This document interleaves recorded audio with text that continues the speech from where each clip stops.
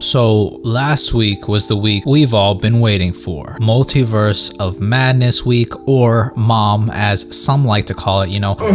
Mommy! No! Fun fact guys, this movie was actually going to be called Doctor Strange 2 in the Ligmaverse. No really, that is until Lizzie Olsen joined the cast. Then their hands were basically forced at that point to name it Multiverse of Madness, or MOM. I really love being called someone's mom. Mommy!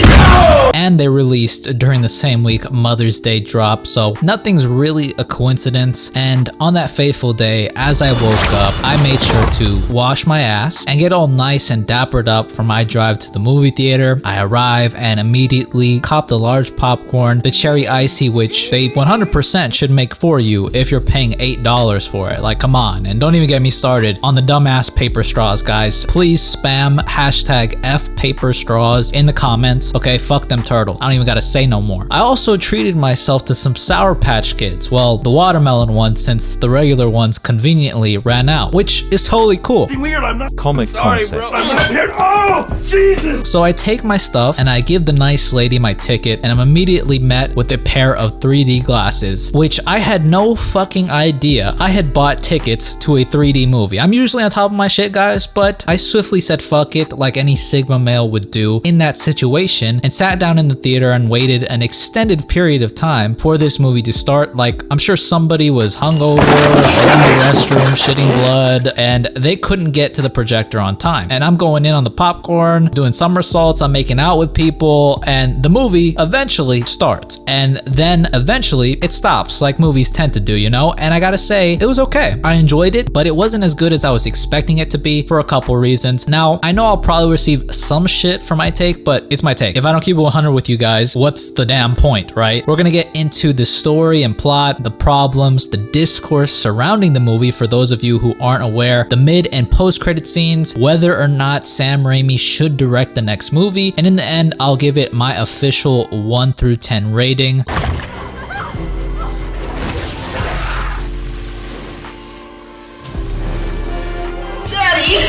Let's get into it. So the story and plot have been called a mess, although I think the story is actually quite simple. You know, the plot is, I'd say, mess. The how and why the things happen the way they do is a bit clumsy. Wanda is corrupted by the Darkhold and will do anything to get her kids back, even kill a child that has the ability to traverse the multiverse. We'll get into that a little bit deeper later. Then our main character, which you wouldn't really guess just by seeing the movie or even the ads, it feels so very heavily like a Wanda story, more so than a Stephen Strange story, in my opinion. Dr. Stephen Strange, his whole goal throughout the movie is obviously to protect America Chavez from the Scarlet Witch, safeguard reality, as well as learn the invaluable lesson of letting go, which is beautiful, guys. I will tell you this, letting go is truly a superpower. Don't let any fools out there tell you any different. So we start with America Chavez and Defender Strange running from a demon who we find out later was sent by Wanda to capture America Chavez so that she could take her power. In this absolutely beautiful place called the Gap Junction, which is where the Book of Vishanti is held, the book that is the antithesis of the Darkhold and will grant them anything they need to defeat whatever they face. You know, a bit of a MacGuffin, but I dig it. And we get to see America's powers firsthand, and they're beautiful and super badass. Like, the effects are top notch here. We then go back to our Doctor Strange, who witnesses all of that in a nightmare of his. It's established that what dreams are in this movie is alternate versions of us throughout the multiverse. We see Strange attend Christine Palmer's wedding, admitting he wishes he had another shot with her, but is glad she's happy. And she asks him if he's happy, and oh boy, did that hit. Okay, something I think we should all kind of ask ourselves. But this gathering is disrupted by the Shuma Gorath coming through and going after America Chavez, and this whole battle was awesome, super dynamic, tension filled. It also gave me a lot of Spider-Man vibes. I don't know, maybe it was because of the ledge. Then we find out about the Book of Vishanti, a little bit about America Chavez and her inability to control her powers. I think the Spanish in the movie was a bit awkward, but it was pretty funny to hear Sochi say "Esta way." Never thought I'd ever hear that in a Marvel movie, and it was pretty funny. But they take her to Carmitage for protection while Steven visits Wanda to ask her for help and finds out she was the one behind the attacks. She also has a banger line, which I loved, when Doctor Strange told her she used magic to make her kids, and she countered with "That's what every mother does." Very good line. And then she attacks Carmitage. It's a nice sequence, great horror elements by Sam Raimi, super creative and playful transitions, as well as camera work, really made Wanda seem more monstrous and demonic, like how she should be portrayed at this point. And this is where Doctor Strange calls Wanda out on her bullshit. What's going to happen to the kids' actual mother when she actually gets to them? And she can't answer that, right? So she continues her attack and almost gets America's powers, but she's able to conjure a portal, and this is where most of the title of the movie comes into play as we zip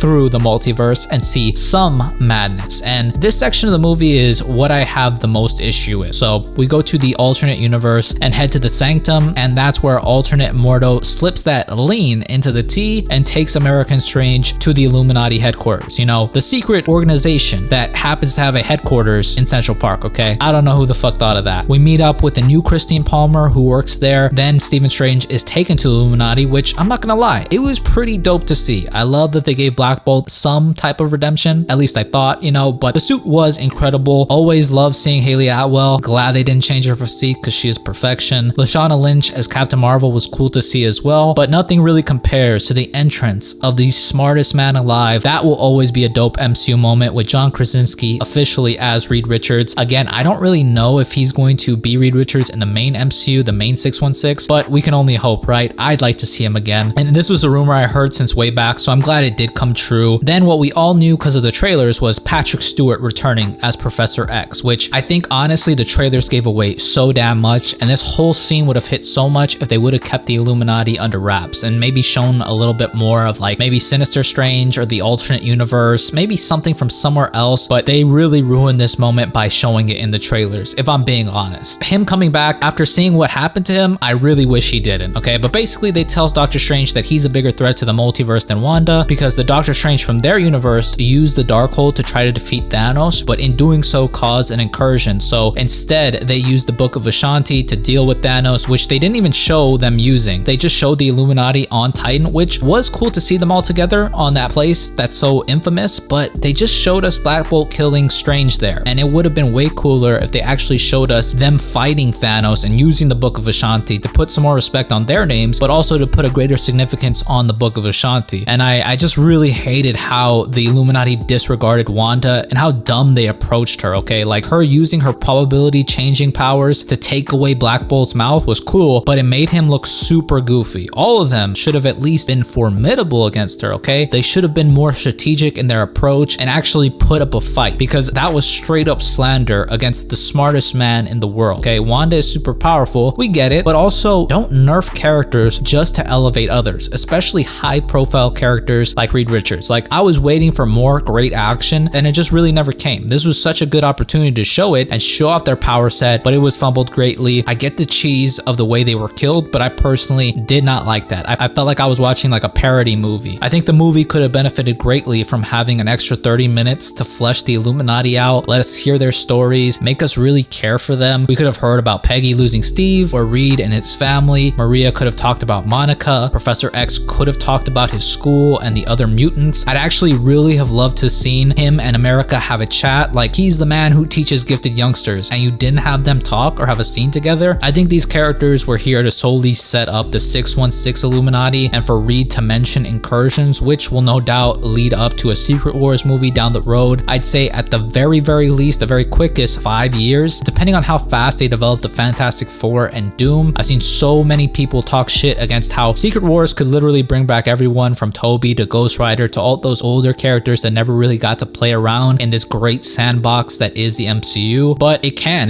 do all those things. It might be a Reed and Doom centric story, but that doesn't negate all the rest of the mofos in that story, okay? It's not gonna be an exact interpretation in the same way Civil War wasn't. It'll probably be an amalgam, I'd imagine, of both Secret Wars stories, like from the 80s and from 2015. They'll probably use it to connect all the MCU together, like say the X-Men and all the other franchises they didn't have access to in the beginning were there always. Among the other things the movie would do, it'll be like an Infinity War or an Endgame, with Doom being that Thanos level threat that gets built up. So I can't personally wait. Again, the horror element here is great, super strong. As they look for the path to the Book of Ashanti and eventually get there, Wanda soon catches up and destroys it. And so she uses America to send Christine and Strange elsewhere, and then she takes America back to Wundagore Mountain, which leads to Strange fighting that universe Wanda dropped him into Strange for that version's Darkhold so he can dreamwalk and help America, which the whole musical fight scene scene was really creative on Sam Raimi's part, and the whole dream walking into the zombie body and using the souls as wings, super cool. But the final fight was just really lackluster. I was expecting an insane magical exchange similar to Thanos versus Doctor Strange in Infinity War, but it just never came. And so with Strange out of luck, he gives America a pep talk and boom, her powers start to work, which I don't know about that, okay? I feel like if she had a scene with Charles Xavier, this would have been better instead of that. She gets a few shots in and she actually opens a portal to what looks like hell, and that was awesome, okay? Like legit, America was about to send Wanda to hell, where she belongs, realistically, but instead gives her what she wants and shows what she's become to her kids. Now, I do think this is a good scene, but I think it could have been a lot better. Again, great emotions, but I really would have liked to have seen Vision actually come through. If maybe the kids were upstairs and alternate Wanda was trying to put up a fight to protect her children, and then Vision comes through and tries to fight her, and that would really fuck with Wanda, and maybe she's about to kill him again, and then the kids come down and see, and maybe even have their powers and they try fighting Wanda, but she can't fight back, and maybe the crying scene happens again between both Wandas, and you literally see her losing everything but being okay with it. That's because she knows that they'll be loved in that universe. I just really expected more of a spectacle, and although I did enjoy the personal story, I felt both could have happened at once. And again, in a very Spider-Man 2 fashion, Wanda kills herself so she would no longer be a menace, and so that no one could get corrupted by the Darkhold again. And Strange, back in the other universe, waits on America to find him and proclaims his multiversal love for Christine Palmer, but ultimately is fine letting her go, which was extremely powerful. You know, I love you in every universe, so good. And as soon as that happens, I was like, okay, Clea is definitely next. And wouldn't you know, we get Charlize Theron as Clea, which I had seen an article about her joining the MCU this year, and it was badass to see her, although I did feel it undercut the cliffhanger ending. Clea is a Faltine, for those of you who don't know, so we're about to see a true power couple. And then we get the whole Bruce Campbell post-credit, which I didn't really care for. You could have had him be anything in this movie, but you had him be a street vendor? Like, come on. Now, one of the main criticisms I'm hearing online from the discourse side of things is that people are getting mad because the movie didn't have a bunch of cameos. And then some people are mad at people for expecting cameos, which I'm half and half on, but probably more so on the side of the ones expecting cameos, because in my opinion, the movie's flaws don't reside in the lack of cameos, just in the way the cameos were used. I know people have said that the multiverse doesn't just have to be a cameo fuckfest. It can also be used to tackle different versions, different perspectives of the same character, which could have been cool, but I also don't feel we really saw much of that. Like, Defender Strange didn't really do much except act as a meat puppet tether to the 616, and the same with Wanda's variant, and Sinister Strange was only used for a really creative, really badass battle. I never really felt anything too insightful coming from any of the variants except for maybe Christine. As far as any other problems, I felt the cameos were cheap, to say the least. Like, Patrick Stewart should not have come back. I honestly wouldn't have minded if the Illuminati just got scratched from the movie as a whole, if it meant we spent more time in the actual multiverse, fleshing out America and Strange, them both learning from each other while Wanda sends demons after them. Honestly, you could have really incorporated the cameos better if they finally ended up in the X-Men universe. You could have done so much with that if Xavier was used better and dropped more knowledge on Strange and helped America with her powers and her past, similar to how he did with Wolverine in the X-Men movies. The whole reason that Wanda even needed to kill America was, I think, very stupid. Like, she wanted to have the power so that if her kids ever get sick or hurt, she could find the answers in the multiverse, which again, a display of the Darkhold really overtaking her and corrupting her. But still, I just thought that was very poor motivation. As far as should Sam Raimi direct the next Doctor Strange movie? Hell yeah. If he wants to, I'm totally up for it. I think he's amazing. I think without the burden of COVID and the crazy rewrites and everything, I think he can really do something masterful. And I really couldn't wait to see it, and hopefully a title that better pertains to the movie that we'd see. Okay, I just really wish he would have leaned more into the multiverse and into the madness part, but it is what it is. Still had an enjoyable enough time. I think the movie was shot and directed well. The color grading was on point, and I actually really loved the transitions and the camera work. I can see why people love Raimi so much for that, as I do, but that wasn't enough for the movie's story and plot to be saved for me personally. Like, people are saying a lot of crazy shit like, oh, Raimi doing this transition is a reinvigoration of, like, just dude, that's the most pretentious, stupid shit I've ever heard. Like, it's cool, but it's not gonna save the plot. That being said, I'm giving insane leeway because I love Sam Raimi. I really do. And I know COVID affected the hell out of this movie and that rewrites were rampant. And it's crazy how Sony was able to do more damage than COVID ever did to a Raimi movie, because I would definitely put Multiverse of Madness over Spider-Man 3. Just in my opinion, that might be controversial as well, but that is why I'm giving giving Doctor Strange in the Multiverse of Madness a heavily fluctuating 7 to 8 out of 10. It does some egregious things, but ultimately the emotions and the performances are stellar enough to really make up for its shortcomings as a movie called Multiverse of Madness. Honestly, I felt it should have been a Scarlet Witch movie or been called like Doctor Strange in the Darkhold or something along that line. That's my take on it, guys. Let me know what you thought of the movie, what you would give it, your personal rating out of 10, and let me know your experience. Did you get that cherry icy? Did you have to deal with a paper straw bullshit? The paper straw plague? Let me know. If you liked the video, leave me a thumbs up, comment down below. If you want, subscribe. I always appreciate it. Once again, guys, thank you so much for watching, and I'll see you in the next one.